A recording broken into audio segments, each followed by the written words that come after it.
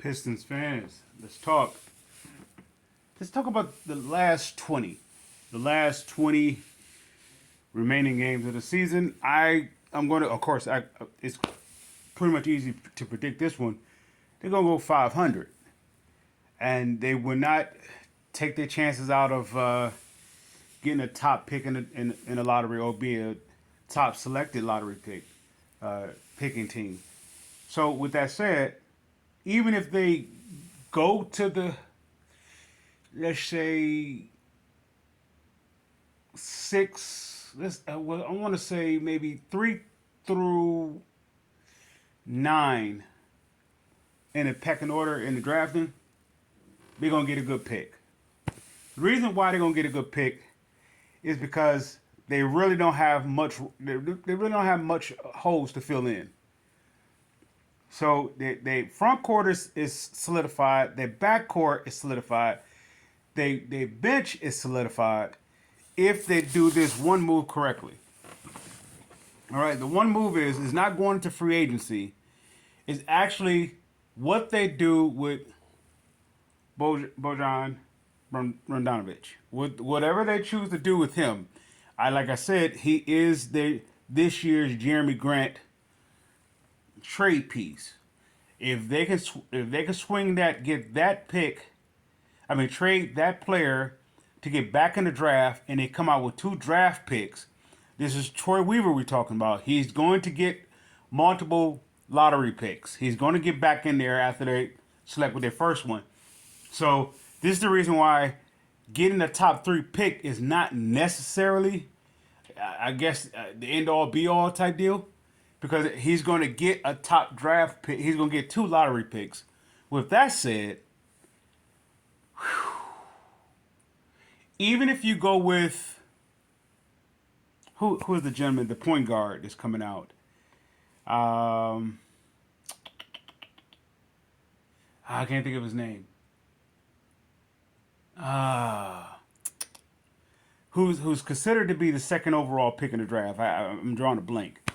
Anyway, if they go with him, I don't care about the whole Victor thing. I could care less about that pick. I don't even want that player. I don't want it. I don't want it. I would trade that if I could for, of course, you're talking about somebody's top player of their team. I would do that if I ended up with him. With that said, the Pistons are going to get their version of John Sally and Dennis Rodman in this draft. Or they're going to get their Joe Dumars in this draft. They're going to do it one of 2 ways. They're going to get a Joe Dumars as well as who came in with Joe Dumars? I think it was a free agent came in with him. Was it James Edwards? Was it Rick Mahorn? Who was it? Was it Adrian Dantley? Somebody came in the year with Joe Dumars. It's either going to be one of those deals. Either you're going to get a top draft pick and you're going to get a top free agent, maybe a trade, something like that. Or you're going to get 2 lottery picks. It's either you're going to get a Joe Dumars and a free agent or a trade, or you're going to get Dennis Rodman, John Sally this coming off season. With that said, I expect this team to go 500. I believe it's 20 games remaining, and I expect them to split it. With my predictions of Wiseman and I don't know. I'm not sure if they shut down Durham for the rest of the season. I'm not sure. It may be possible, but if that's the case, and if Bagley is healthy, I will give my assessment of those 2 players. My prediction for those 2 players. Wiseman is not just going to average 10 and 10. He's actually going to become the face of the front line. Now, my guy is Duran. That's my guy. Now, what that's going to do for Duran is not to have, oh, man. Oh, Jesus. It's almost like the reverse effect of, you know how he had Ben Wallace first, and then we got Rasheed Wallace? It's going to be the reverse effect. We're going to have Rasheed Wallace first, and then we get Ben Wallace, right? So That's their Ben Wallace and Rasheed Wallace right there. Derwin and Wiseman. Wiseman is going to play your four. Derwin is going to play your center. Oh man. Oh Jesus, this team is so beautiful. It is beautiful.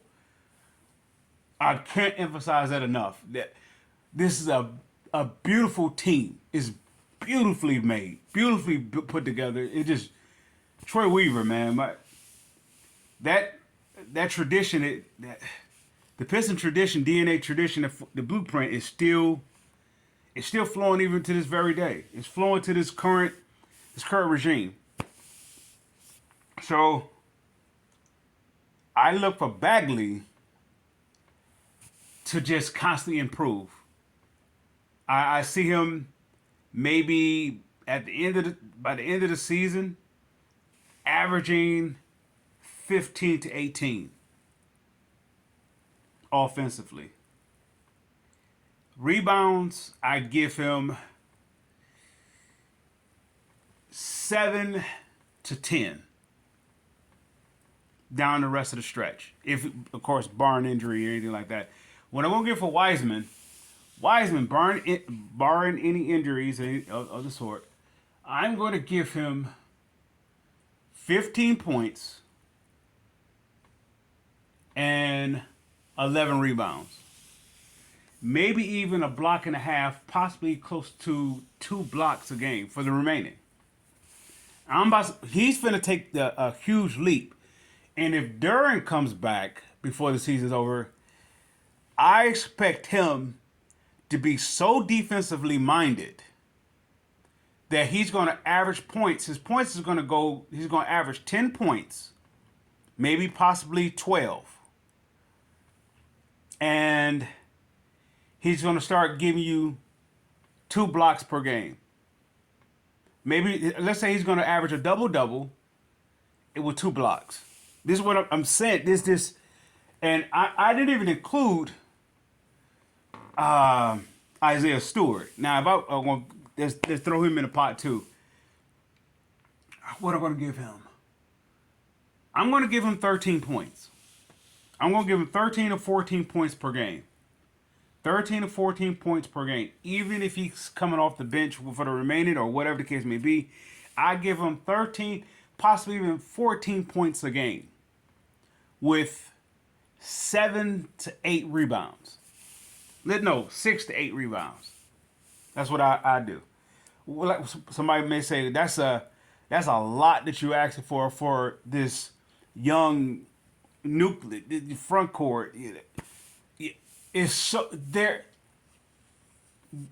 The greatest thing about this front court with the Pistons is that they're learning that they got each other's back. That's that Pistons DNA. Once Bill Laimbeer,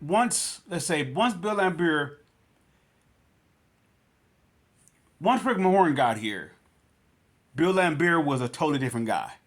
Don't get me wrong, he was an offensive guy. He was tough. He became a totally different guy. Once Joe Dumars got here, Isaiah Thomas became a totally different guy. We're not talking about somebody that's going to surpass the leader. It's someone that actually complements the leader.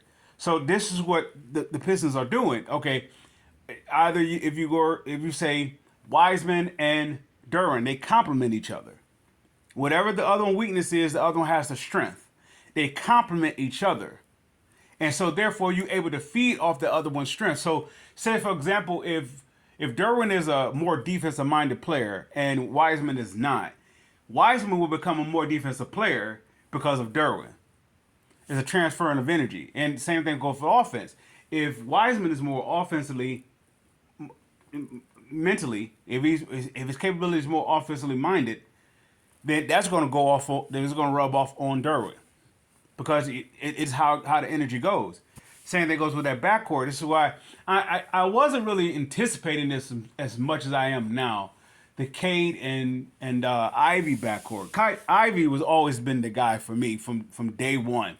The moment that I saw him give that lob in I believe it's the summer league to Derwin. When I saw that lob, and then I saw him go up and snatch a rebound, or was it a block shot? I'm not sure, with two hands. I saw that Pistons DNA. I saw Isaiah Thomas immediately, and I saw it. I saw a guy who wants to be here, and he doesn't like losing. That's what I saw, and it was over from that point on. So, what are we saying here? This off season is not as crucial as much as, like I said, it's not so much demanding, but I do anticipate Troy Weaver knocking it out of the park. Detroit coming in next year. Let me see.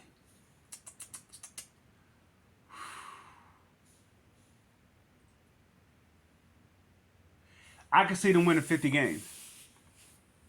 If it's an 82 game season, I can see them winning 50 games. Next year, easy. I could easily see them winning 50 games. I could see it because this team is going to be so mentally like cohesive. They really they did the preparatory work of bonding in the way that you try to generate the bonding by going hang out and stuff like that. But then it's it comes to those moments inside the lines when the opponent pushes you to come together, such as like, okay, the Killing Hayes incident with, I don't know who the gentleman did. It's a little scuffle, whatever. Those moments like that brings the team together. I don't want to bring this up, but the LeBron James, Stewart deal, that brings a unit together. Incidents like that, when it's one thing for a team or a squad, they can bicker with one another. It's one thing with that because they're still trying to figure out how each other has each other's back. But then there's another thing when someone that's not a part of you and is trying to pick you apart. It's a different. It has a way of bringing a team together. So, and they're doing that. It's not about, with the Pistons. It's not about wins and losses. With the fans, it may be. Maybe with some of the ticket, what do they call it? You could say the season ticket holders.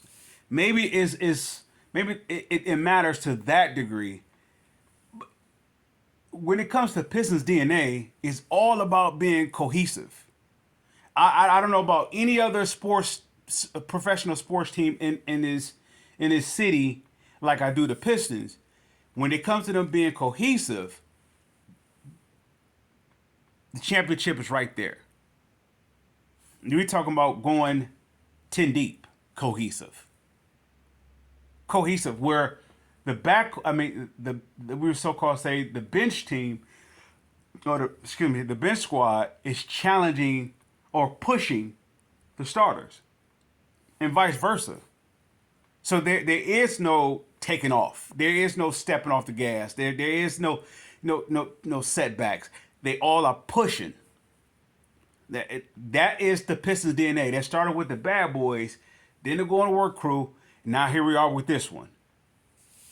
I want to say round 3, but this is, you can say phase 3. It's going to be a name. It's going to be a name that's brewing, and it's how it's being formed is beautiful. It's nothing artificial about it. It's all genuine. You can just see how authentic that this is. Why? Because you got a whole bunch of cast-offs coming together. You cannot tell me that's not Pistons DNA. Hamidou Diallo, I would love for them to keep him if he would like to stay, and of course, is at a good, reasonable contract. I would like Stewart to stay. As long as this, of course, you may get a team that may want to, do this or do that. Within that, so be it. You deal with that. Otherwise, I would love for him to be a part of this team. Your three-headed monster, well, actually, your four-headed monster. I call them the four horsemen.